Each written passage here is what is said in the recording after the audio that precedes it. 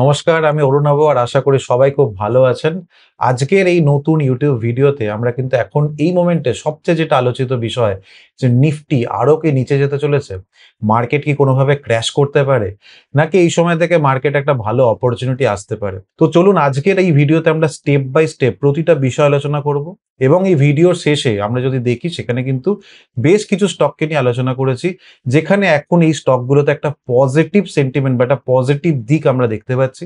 As well as কিছু stock আমরা এটাও আলোচনা করব যেখানে কিন্তু এখন এই মোমেন্টে কমপ্লিটলি একটা নেগেটিভ সিনারিও তৈরি হচ্ছে, যেগুলোকে হয়তো আমরা শর্ট সেলিং এ এই সময় কাজে লাগাতে পারি। তো চলুন আর কোনো সময় নষ্ট করব না, সোজা আজকের ভিডিওতে আমরা একদম ডেটাতে চলে যাব। তো সবার প্রথমে আমরা নিফটির চার্টে এখন রয়েছি এবং দেখুন আপনাদের মনে আছে আমরা যে দিওয়ালি স্পেশাল যে ভিডিওটাকে আমরা বানিয়েছিলাম যেখানে প্রচুর মানুষ এই ভিডিওটি দেখেছেন এবং এই ভিডিওতে আমরা কিন্তু স্পেসিফিক্যালি আলোচনা করেছিলাম যখন নিফটির পজিশন কোথায় ছিল না, মোটামুটি 25,700 কাছাকাছি যখন ছিল সেইখান থেকে কিন্তু আমরা আলোচনা করেছিলাম যে এই সময় দাঁড়িয়ে নিফটিকে কিন্তু আমাদের এক্সপেন্সিভ মনে হচ্ছে। দেখুন যখন আলোচনা করা হয়েছিল এই 17-18 তারিখ করে ভিডিও যখন আমরা বানিয়েছিলাম তারপর থেকে কিন্তু নিফটিতে একটা মুভমেন্ট আমরা দেখেছিলাম, প্রায় 26,000 টাচ করেছে। সেখান থেকে একটা কিন্তু ভালো মতো আবার কারেকশন এখন শুরু হয়েছে। এখন প্রেজেন্টলি যখন ভিডিও বানাচ্ছি নিফটি এখন 25,328 এই জায়গায় দাঁড়িয়ে রয়েছে। এবার প্রশ্নটা হচ্ছে আজকের দিনে দাঁড়িয়ে তাহলে নিফটি এখনো কোথায় দাঁড়িয়ে? এখন আমরা কি বলতে পারি? এটা কি স্টিল আরো কারেকশনের দিকে যেতে পারে নাকি এখানে আমরা কিছু অপরচুনিটি দেখতে পারি? দেখুন খুব ভালো করে আমাদেরকে বুঝতে হবে। কোনো জিনিসের এক লাইনে আনসার কিন্তু হয় না। তো এটাকে ভালো করে আমাদেরকে স্টেপ বাই স্টেপ একটু মন দিয়ে শুনতে হবে। তো প্রথমেই দেখুন এখন এই মোমেন্টে নিফটি পি যেটাকে আমরা বলেছিলাম প্রাইস টু আর্নিং রেশিও, তো নিফটি পি কিন্তু এখন এই মোমেন্টে যেটা জায়গায় দাঁড়িয়েছে 22.3 তে। যখন আমরা এই ভিডিওটা দিওয়ালির সময় 18ই অক্টোবরের সময় আমরা যখন বানিয়েছিলাম তখন ওই সময় নিফটি পি ছিল 22.8, অর্থাৎ প্রায় 23 এর কাছে, এবং ডাইরেক্টলি যেটা আমি আলোচনাও করেছিলাম যে নিফটি কিন্তু এখন ওভার ভ্যালুড। তো এই ক্ষেত্রে দেখুন এখন যদি আমরা simple Nifty P just Nifty পির 1 ইয়ারে আমি দেখেছি, এখানে দেখতে পাচ্ছি 1 ইয়ারের যে অ্যাভারেজ সেটা দেখতে পাচ্ছি। দেখুন এখানে আমি যখন হভার করছি ওপরে একটা স্ক্রিন আসছে সেখানে দেখাচ্ছে নিফটি 1 ইয়ার যে পি অ্যাভারেজ 21.81, ঠিক আছে? সেই জায়গা থেকে এখনো কিন্তু কারেন্টলি যে নিফটি পি রয়েছে সেটা কিন্তু 22.3, মানে এখনো কিন্তু অ্যাভারেজের থেকে 1 বছরের যে অ্যাভারেজ তার থেকে কিন্তু বেশিতেই রয়েছে। এবার যখন আমি বারবার এই নিফটি পি যখন বলছি তখন একটা প্রশ্ন কিন্তু মাথায় আসছে যে তাহলে নিফটি পিটা কি জিনিস? দেখুন আমি আগেও বলেছি পি রেশিওর ফর্মুলা খুব সিম্পল। কোনো জিনিসের কারেন্ট মার্কেট প্রাইস, কোনো শেয়ারের হোক বা নিফটি ইন্ডেক্সের হোক, কারেন্ট এখন কত দাম চলছে ডিভাইডেড বাই ইপিএস। ইপিএস হচ্ছে কি আর্নিং পার শেয়ার, এবং দেখুন আমি তলায় আর্নিং পার শেয়ারেরও ফর্মুলাটাকে রেখেছি। এখানে কি বলা হচ্ছে নেট প্রফিট বা প্যাট যেটাকে বলে profit after tax divided by total outstanding shares. দেখুন অর্থাৎ আমি যদি পি রেশিওর ক্ষেত্রে এখানে যদি বলি পি রেশিওতে যদি আমি তাকাই তাহলে এটাকে ইপিএস দিয়ে ভাগ করা হচ্ছে। তাহলে সিম্পল যদি বলি যে পি কে আমাদেরকে কমাতে হলে ইপিএস কে বাড়াতে হবে, এটাই হচ্ছে সিম্পল রুল। তাহলে দেখুন পি ইপিএস এখন কোথায় রয়েছে এটার যদি দিকে এখন আমি তাকাই তাহলে ইপিএস এর চার্টে একটুখানি আমরা যাব। লাস্ট 1 ইয়ারে ইপিএস এখন কোন জায়গায় রয়েছে একটুখানি আমি যদি খেয়াল করি, খুব ভালো করে এটা খেয়াল করবেন। দেখুন নিফটি 50-র ক্ষেত্রে ইপিএস লাস্ট 1 ইয়ারে যেখানে আমার 1073 থেকে শুরু করে এখন আমার দাঁড়িয়ে আছে ইপিএস কোথায়, নিফটি ইপিএস 1144, 1144।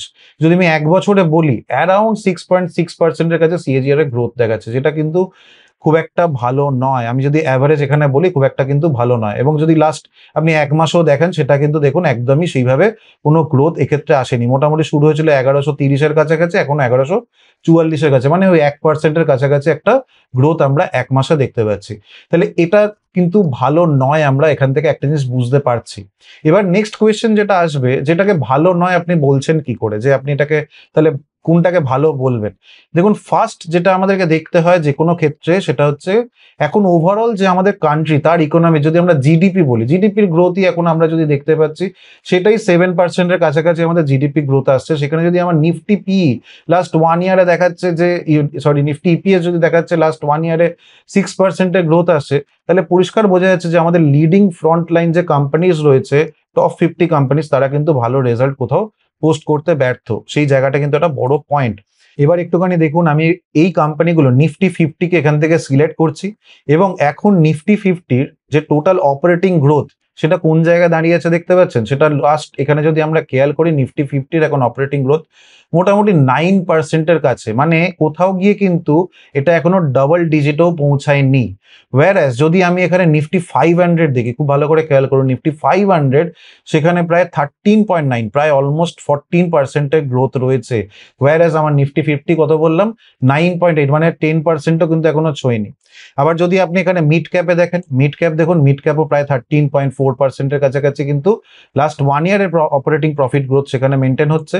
স্মল ক্যাপও যদি আপনি খেয়াল করেন, স্মল ক্যাপও কিন্তু 13.7% অপারেটিং প্রফিট গ্রোথ সেখানে রয়েছে। সেখানে নিফটি ফিফটির যে গ্রোথ সেটা কিন্তু এখনো ডাবল ডিজিট আমি কিন্তু পাচ্ছি না। এখানে আমি নিফটি ফিফটি যদি সিলেক্ট করি, দেখুন এখানে আমার যে নিফটি ফিফটি রয়েছে এখানে সিলেক্ট করলে দেখুন 9.3।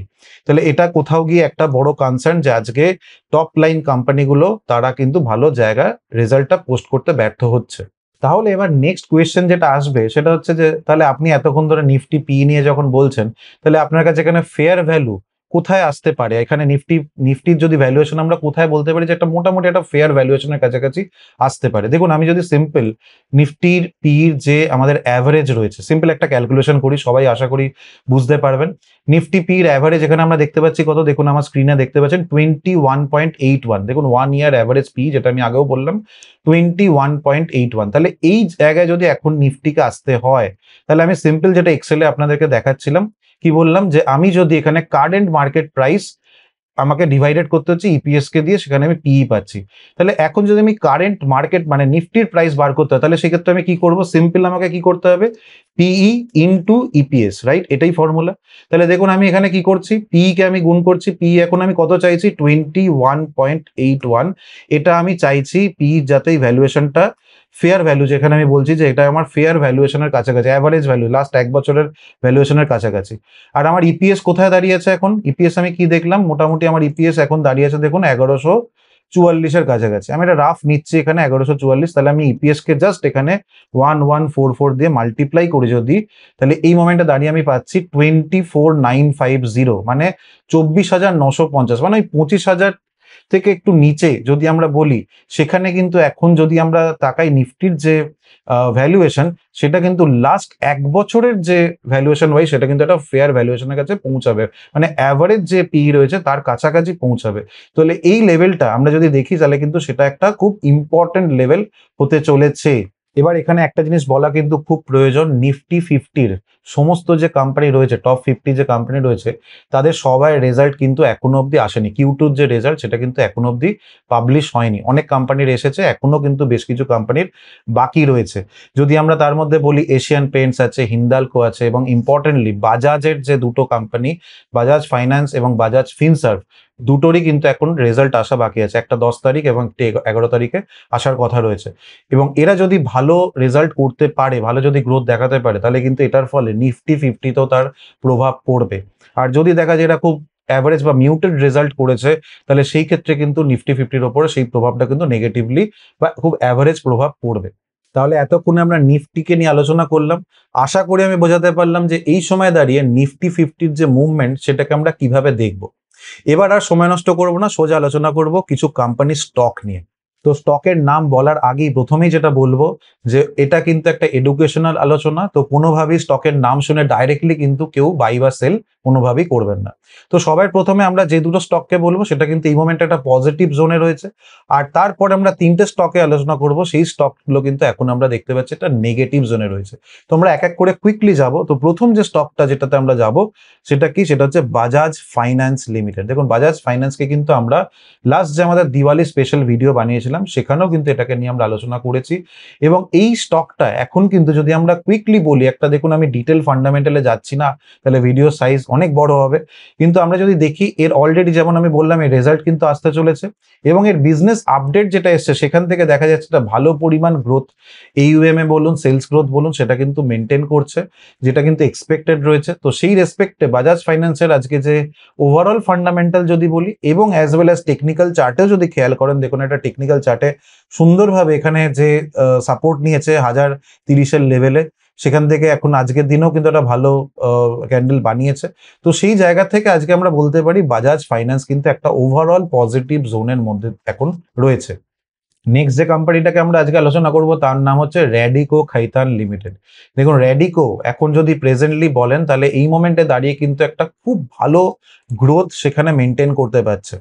যদি এখানে টপ লাইন অর্থাৎ সেলস এর আপনি যদি ইয়ার অন ইয়ার সেলস গ্রোথটা খেয়াল করেন তাহলে দেখতে পাবেন রিসেন্টলি এখন যে সেলস গ্রোথ আসছে সেটা কিন্তু আগের কোয়ার্টার থেকে অনেক ভালো। আজকে যেটা এখানে 19, 20, 11% গ্রোথ ছিল সেটা এখন প্রায় 33% year on year sales growth maintain করতে পারছে।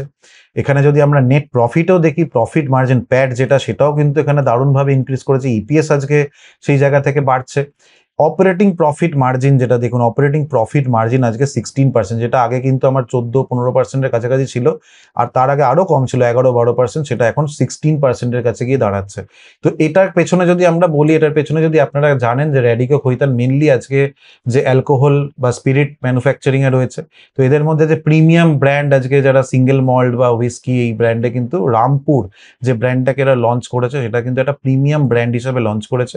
এছাড়াও তারা আজকে অনেক মার্কেটে নতুন ব্র্যান্ডকে নিয়ে এসেছে, যাদেরকে আজকে বলা হচ্ছে যে মার্কেটে একটা বেশ ভালো অ্যাকসেপ্টেন্স পাচ্ছে। তো সেই রেসপেক্টে একটা প্রিমিয়ামনেস যখন এখানে আসছে, তো এখানে কিন্তু কোথাও অপারেটিং প্রফিট মার্জিনটা এখানে ইনক্রিজ করতে তারা সক্ষম হচ্ছে।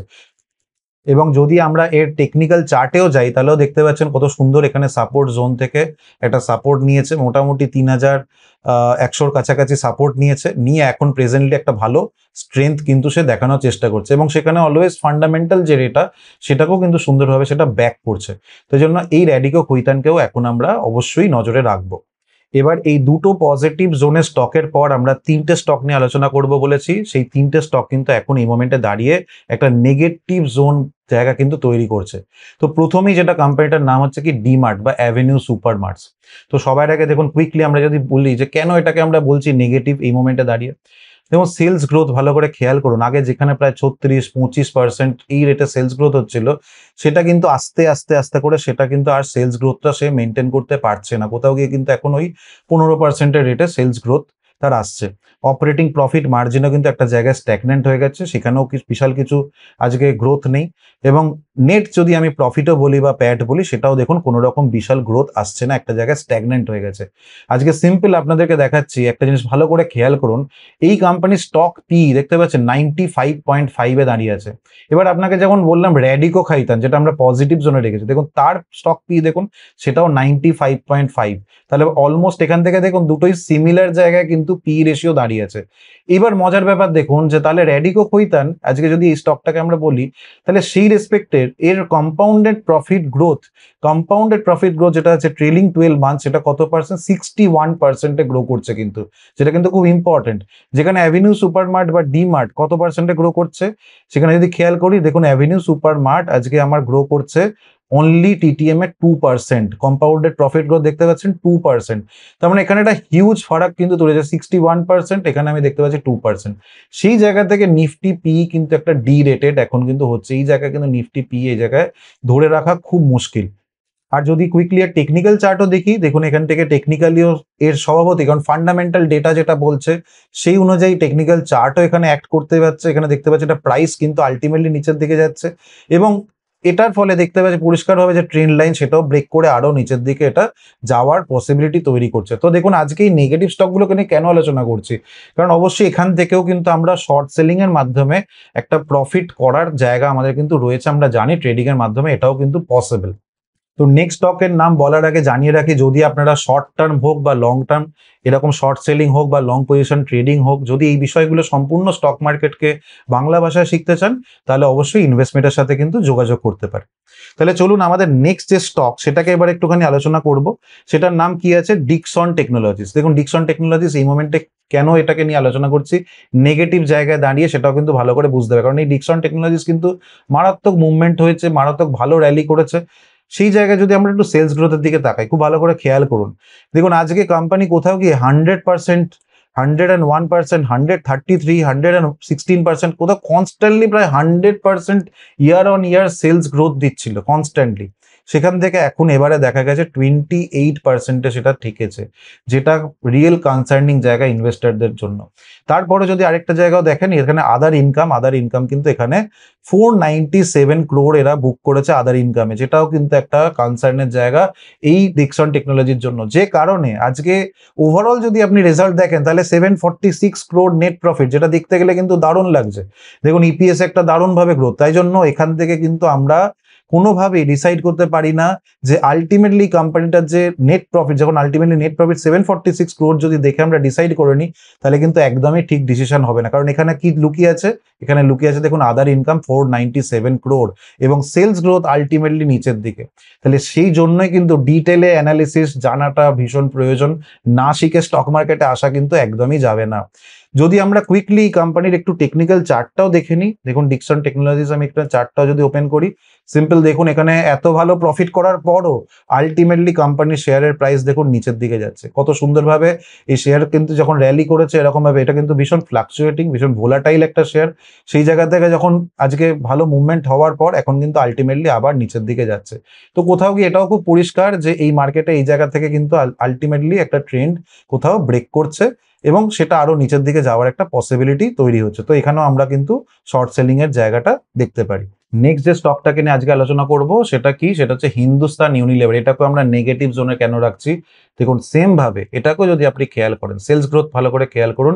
ইয়ার অন ইয়ার সেলস গ্রোথ যেটা আজকে 16%, 10%-এর কাছে ছিল, সেটা আলটিমেটলি নিচের দিকে কিন্তু কমতে থাকছে। কোনো সময় মাইনাসেও গেছিল, এখন সেটা অ্যারাউন্ড ওই 1%, 3%, এখনো সেই 1.98%, মানে 2%-এর কাছাকাছি সেলস গ্রোথ এরা মেনটেন করতে পারছে। হিন্দুস্তান ইউনিলিভার আমরা জানি একটা হিউজ কোম্পানি, একটা বড় ব্র্যান্ড, এবং সেম ভাবে দেখুন এখানে নেট প্রফিটে যদি খেয়াল করেন কোনো গ্রোথ এখানে কিন্তু আমরা দেখতে পাচ্ছি না। আজকে টিটিএম যদি আমরা trailing 12 months compounded profit growth দেখুন এখানে 3%-এ দাঁড়িয়ে আছে। তাহলে কোথাও এই কোম্পানিগুলো কিন্তু একটা কোথাও প্রেশার ফিল করছে। দেখুন আজকে ডিমার্টের ক্ষেত্রেও যেটা আমি বললাম যে ডিমার্টও আজকে কেন প্রবলেম ফেস করছে, আজকে ব্লিঙ্কিট, জেপ্টো, বিগ বাস্কেট এরকম কোম্পানি আজকে অলরেডি চলে এসছে, সেখানেও একটা প্রেশার রয়েছে। এবং সমস্ত অনেক এরকম ম্যানুফ্যাকচারিং কোম্পানি কিন্তু আজকে আসছে, যার ফলে হিন্দুস্তান ইউনিলিভারের মতো জায়গাতে কোম্পানিতেও কিন্তু একটা প্রভাব দেখা যাচ্ছে। এবং এর টেকনিক্যাল চার্টও যদি আমরা দেখি, হিন্দুস্তান ইউনিলিভার যদি আমরা এখানে দেখি, হিন্দুস্তান ইউনিলিভারের স্টকে আমরা যদি যাই, দেখুন এখানে হিন্দুস্তান ইউনিলিভার স্টকও যদি দেখুন অলমোস্ট সিমিলার হাল। এখানে হ্যাঁ স্টকের প্রাইস হয়তো কিছু সময় একটা ওভারঅল যদি আমরা দেখিও কিছু গ্রোথ আসবে, দেখুন এটা সাস্টেনেবল করছে না, এটা কিন্তু সাস্টেন করছে না। কেন না, আলটিমেটলি কিন্তু ফান্ডামেন্টাল ডেটা এটাকে কোথাও গিয়ে ব্যাক করছে না। তো এটা তো আপনারা সেম ভাবে দেখুন, একরকম ভাবে চার্টের যদি আমরা ট্রেন্ড দেখি, তো ট্রেন্ড কিন্তু এখান থেকে খুব পরিষ্কার যে এটাও কিন্তু আলটিমেটলি আমার ট্রেন্ড ব্রেক করে এখন নিচের দিকে যাওয়ার জন্য আরো যেন তৈরি হচ্ছে। তো এই জায়গাগুলোকে আমরা অবশ্যই কিন্তু দেখবো, পসিবিলিটিস গুলোকে আমরা খেয়াল রাখবো। মার্কেটকে আমাকে কিন্তু সেইভাবেই কাজে লাগাতে হবে, বোথ ওয়েতেই আমাদেরকে কাজে লাগাতে হবে। যেখানে প্রফিটের অপরচুনিটি আছে সেটাকে আমাদেরকে অবশ্যই বুঝে কাজে লাগাতে হবে। আজকের ভিডিওকে আমি আর বড় করব না। ভিডিও এই অবধি যারা দেখেছেন তাদের জন্য একটা কিন্তু কোয়েশ্চেন থাকবে স্টক মার্কেট স্পেসিফিক, কারণ আমি চাই আপনারা স্টক মার্কেটকে জেনে তবে এই লাইনে আসুন। তো আমার কোয়েশ্চেনটা খুব সিম্পল, এই যে আমরা প্যাট বা প্রফিট আফটার ট্যাক্স বা নেট ইনকাম এই যে কথাটা বলি, সেটা কোন ফাইন্যান্সিয়াল স্টেটমেন্ট থেকে আমরা জানতে পারবো, কোন কোম্পানির কোন ফাইন্যান্সিয়াল স্টেটমেন্টে আমরা গিয়ে চেক করব? Balance sheet, profit and loss, cash flow, এরকম কোন স্টেটমেন্টে গিয়ে আমরা দেখবো? অবশ্যই কিন্তু কমেন্টে জানাবেন, তাহলে আমি বুঝবো যে আপনি সঠিক নলেজ নিয়ে তবেই এই স্টক মার্কেটে আসছেন। আর যদি ভিডিও ভালো লাগে তাহলেও কিন্তু কমেন্টে জানাবেন কেমন লাগলো। যদি কোনো কোয়েরি থাকে, যদি কোনো রকম অন্য কোনো টপিক নিয়ে ভিডিও বানাতে হয়, সেটাও কিন্তু কমেন্টে জানাতে ভুলবেন না। ভালো লাগলে লাইক করতে ভুলবেন না, নতুন হলে সাবস্ক্রাইব করতে ভুলবেন না। চলুন আজকের ভিডিও এখানে তাহলে শেষ করব। সবাই খুব ভালো থাকবেন, ধন্যবাদ।